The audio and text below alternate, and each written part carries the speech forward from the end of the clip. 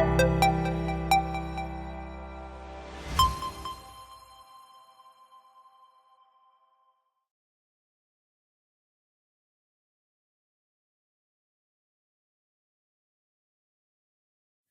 with Harriet from the British Research Establishment, and I'm going to find out a bit more about the Property Flood Resilience Database. And I don't think we're going to use that name again, are we?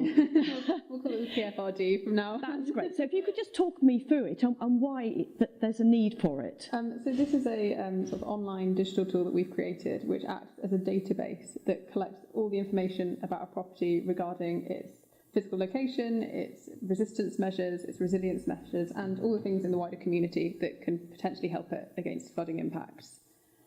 And from that, it collates all this information and creates a score so that property owners and other people interested in properties can see on a sort of scalar score how well a property is protected. And will that help eventually with the likes of insurance? Absolutely, yeah. Great. Yeah, So one of the many people that could use it to their benefit. Yes. So especially at the moment for businesses that don't have the benefit of Flood RE, Right. something like this would be a huge benefit to them. Yeah, it enables them to see exactly how they're doing and where they could make better improvements, as the tool itself indicates for you whether the sort of ranking of options. So say you were looking at your front door, it could show you which would be the best to have, and you, by selecting which you do have, can see what can be better. So for example, you can say that you don't have any protection on it at the moment, but you'll be able to see that there are better results if you were to select a flood barrier for your front door or a flood door.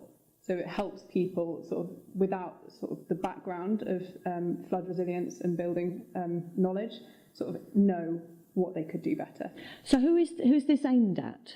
This is a surveying tool, so it will be available to surveyors to use, but those that would benefit from it would be any stakeholders involved in a property. So that could be the property owner themselves, like myself and you, or insurers, mortgage lenders, or even local councils, just to sort of see what they have in their local area, so they themselves can look at where their resources are needed most.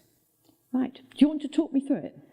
So on our tool, we have it broken down into the three main elements, which are resistance, resilience, and community. And then behind all of that, we have the property information itself. So that's the actual structure that we're talking about, which will give the underlying sort of backbone for which we then put on these resistance and resilience measures. So property information captures your sort of basic elements, such as whether it's a semi-detached house, a terraced house, all those sorts of things, the roofing style and the building structural materials. In resistance, we look at all the elements that will physically keep water out of a building. So it's resisting the flood.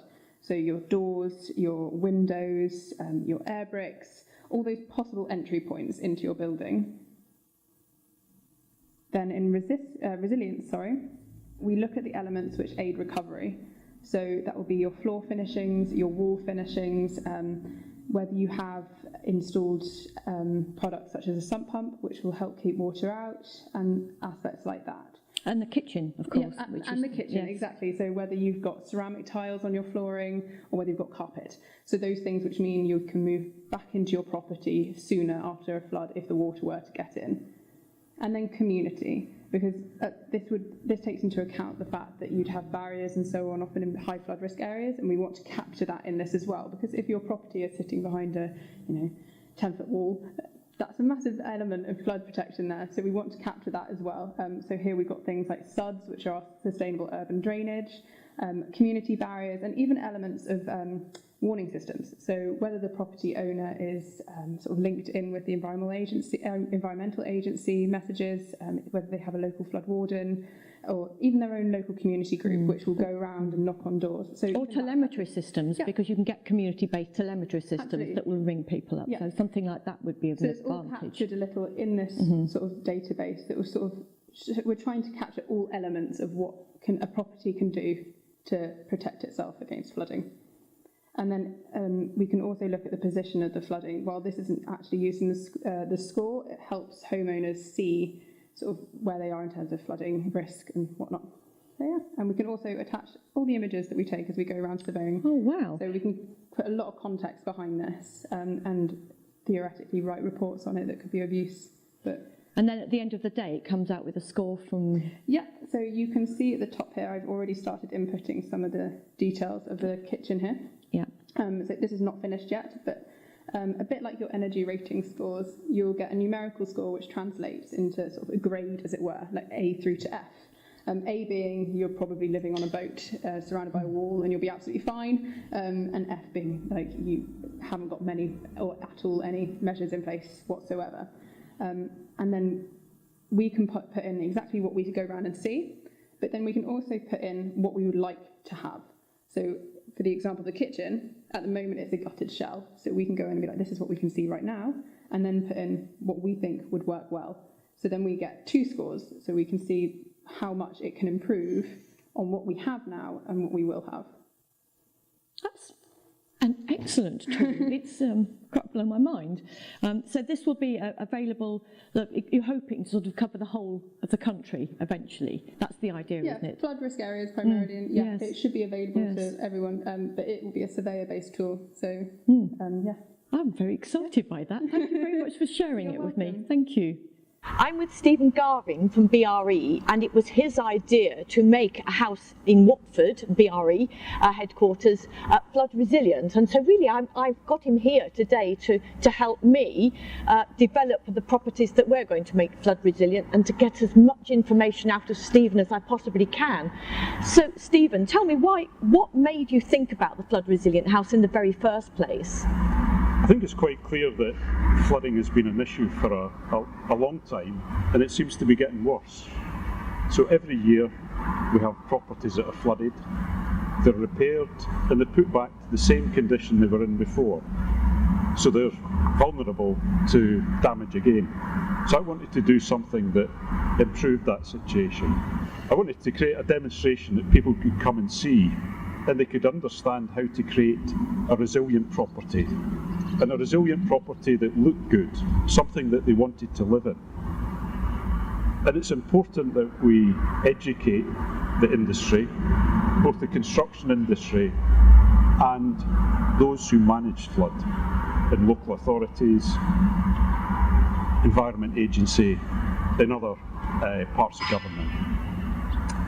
It's also important to create a discussion around this, a discussion around standards and the needs for training and skills in the construction industry and in the flood management industry. And we simply do not have the right level of skills throughout the industry, the right capacity to deliver flood resilient properties, either repairing existing ones that have been damaged, or indeed to build the properties of tomorrow, to ensure that they're not going to be damaged. We're not going to have issues with people being out of the property for months on end, and the costs and the heartache that's associated with that. Having been flooded myself and been displaced for 9 months, and having supported people who've lived in caravans for up to 2 years post 2007, and obviously some people are still not back post Storm Desmond, then to me this has got to be the way forward. Yeah, it has to be, and we consider the human impact there, and we consider the cost involved, and both of those are unsustainable. So what we've got a sector here that's been emerging for 10 to 20 years now, as we know, flood resilient sector we could call it. And it's now time to begin to examine that and to look at what the standards need to be. We've all worked in this area for a while, so we know instinctively we need surveyors who are capable of assessing buildings, of coming up with resilient approaches, and being able to discuss that, to explain it to property owners, whether that's homeowners or the owners of properties like the community centre that we have here. Also need the installers, the contractors, and those that are supplying to them, the materials producers, to be better informed and to be able to work to certain standards that achieve the level of resilience that we set out. Well, thank you for sharing that with me, Stephen, and I'll take you off to the next property now, because that is going to challenge you, I hope.